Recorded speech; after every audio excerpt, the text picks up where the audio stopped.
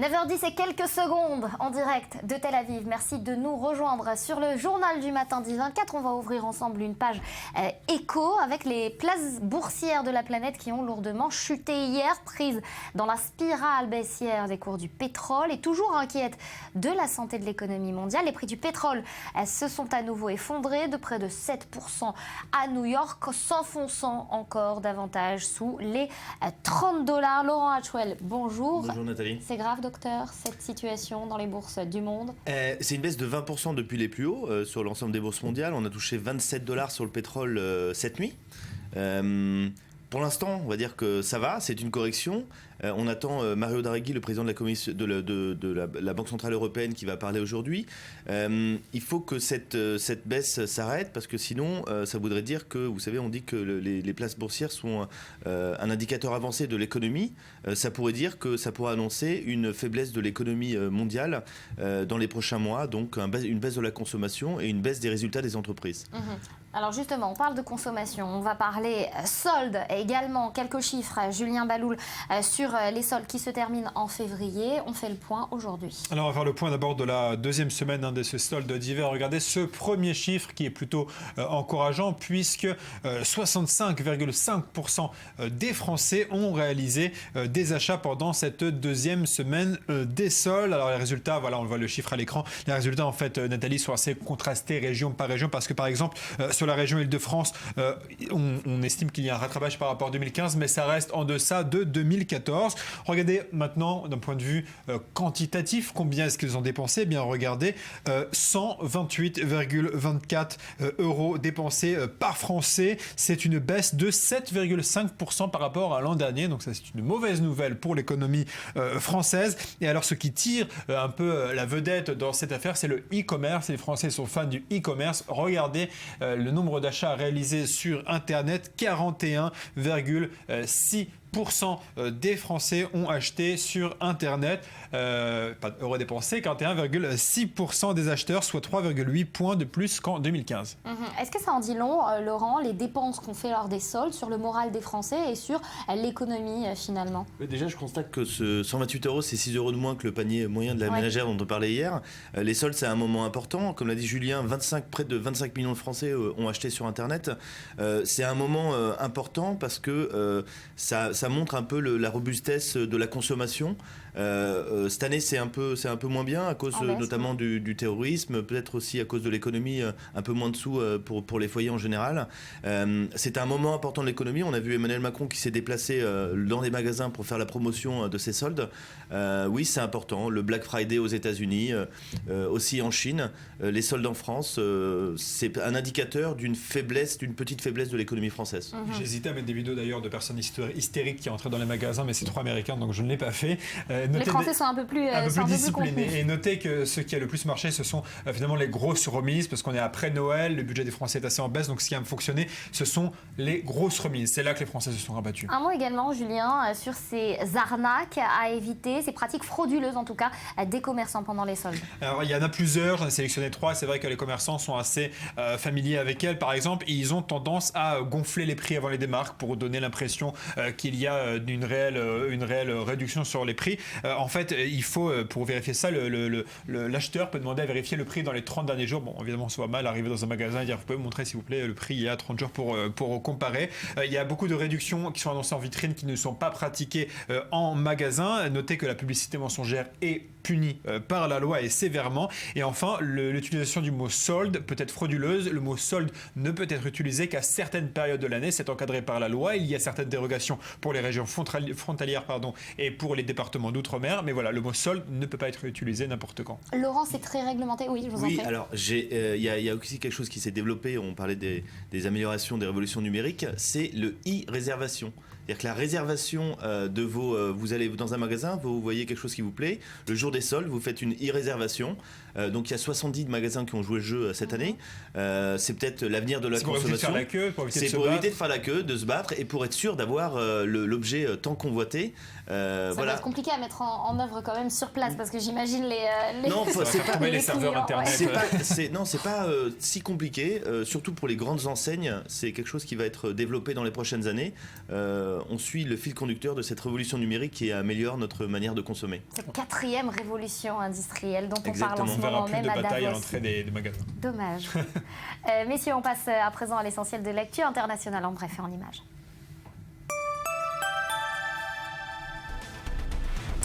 Le 21 janvier 2006 débutait le calvaire d'Ilan Halimi, torturé à mort par le gang des barbares. 10 ans après, la blessure reste vive dans la communauté juive face à ce crime qui aurait dû alerter la société sur un antisémitisme qui tue. Comment intensifier la campagne militaire menée contre Daesh, qui recule en Irak et en Syrie, mais qui conserve une puissante force de frappe et d'attraction? C'est la question inscrite à l'ordre du jour de la coalition menée par les États-Unis qui s'est réunie hier à Paris. Et puis elle serait la 5e plus grosse planète du système solaire. Reste qu'à ce jour, personne n'a encore pu l'observer. Des chercheurs américains de l'Institut technologique de Californie ont découvert des indications selon lesquelles une 9e planète très grosse existerait dans notre système solaire.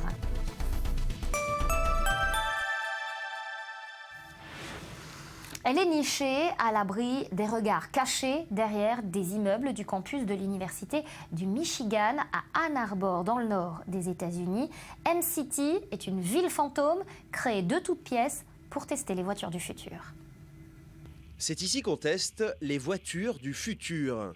La ville artificielle de M-City dans le Michigan permet aux constructeurs de tester les derniers modèles de voitures sans conducteur. Autoroute à 4 voies, ronds-points, voies de chemin de fer.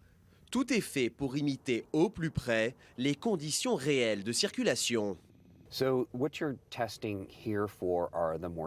Ici, on teste des scénarios difficiles en toute sécurité. Quand vous cherchez à tester si oui ou non votre système va détecter un piéton ou un cycliste, vous ne voulez pas mettre en danger de vraies personnes et vous ne pouvez pas le faire de façon répétée. Ford fait partie des entreprises qui utilisent M-City pour tester leurs voitures. Ici, par temps de neige. Une météo particulièrement délicate pour les capteurs laser, essentiels aux voitures pour recréer en images leur environnement. Notre voiture ne se contente pas de sonder la surface de la route pour se repérer. Nous construisons par avance une carte en 3D de l'environnement et si en repassant la surface est illisible, nos algorithmes utilisent les repères au-dessus du sol afin de savoir où nous sommes.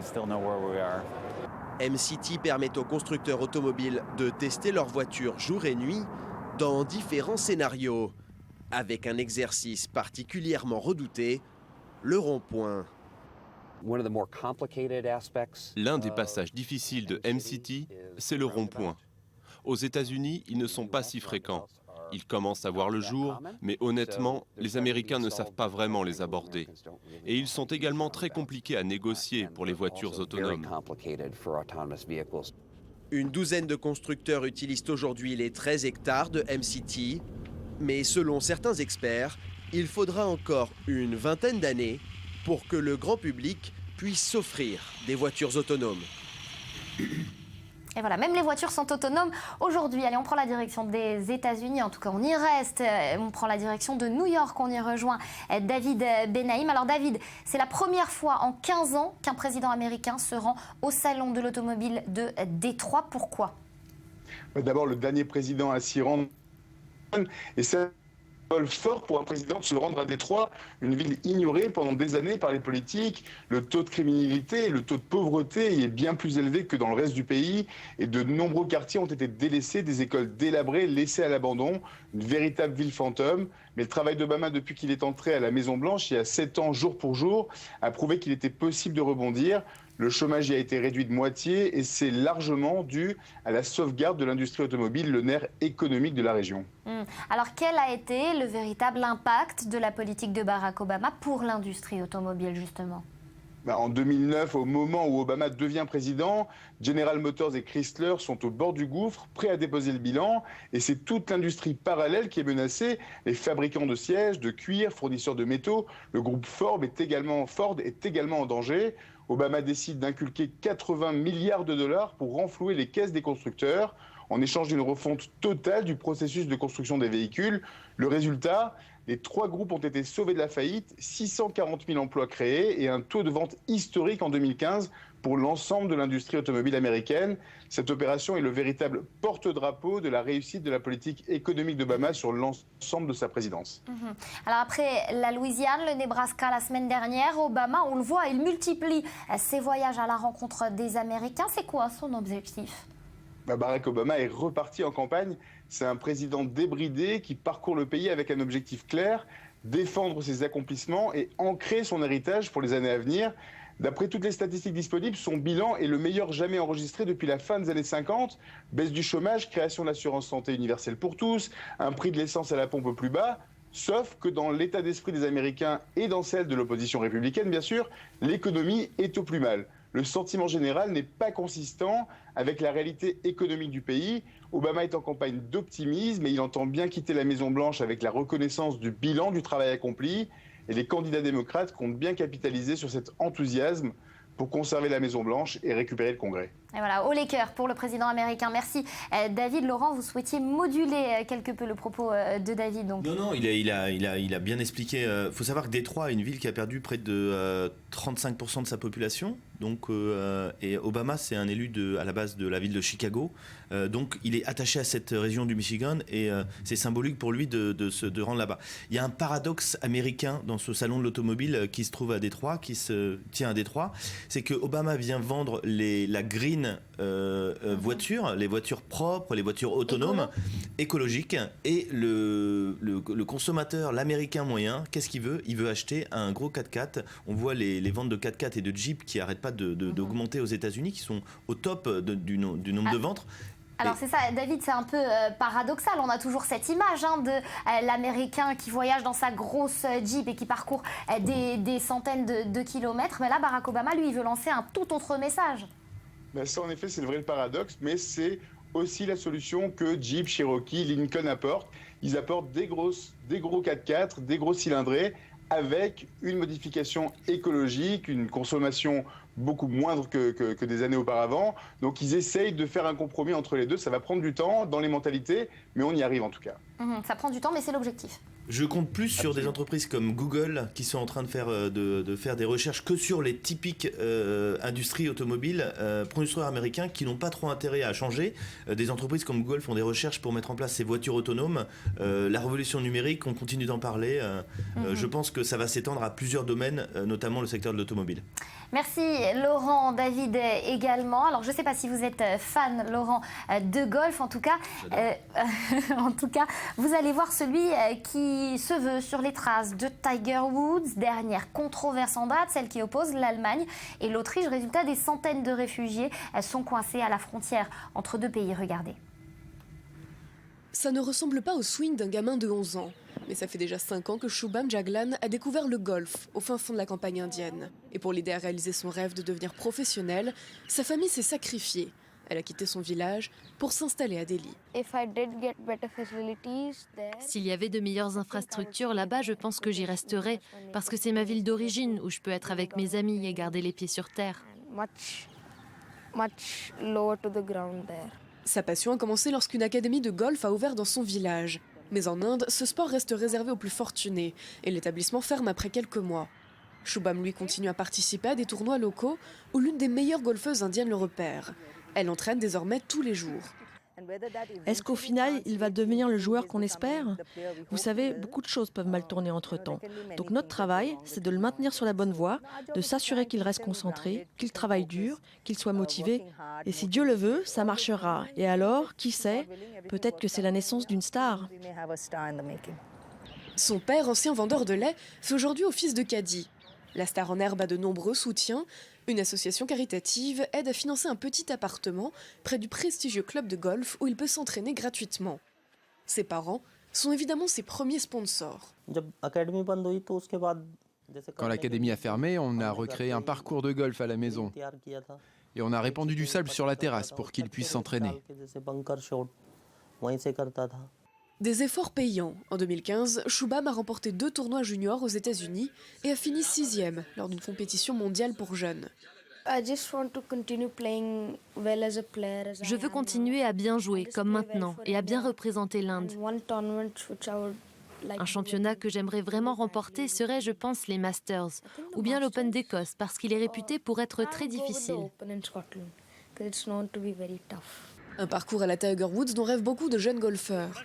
Premier objectif essentiel et plus réaliste pour Shubham, décrocher une bourse pour aller étudier et s'entraîner aux États-Unis. Voilà, vous l'aurez compris, on n'a pas parlé des migrants à la frontière entre l'Autriche et l'Allemagne, mais bien évidemment de ce jeune petit Indien sur les traces de Tiger Woods. Et dans quelques instants, juste après un nouveau point sur l'actu, on s'intéressera aux Yes Men. Ces activistes américains bien connus ont présenté très sérieusement devant des journalistes et des députés européens une sorte de déguisement de sumo à enfiler en cas d'attaque, boule de survie pour attaque terroriste, le canular qui moque la psychose sécuritaire. On en parle dans quelques instants, juste après le journal de Daniel Atlan. À tout de suite.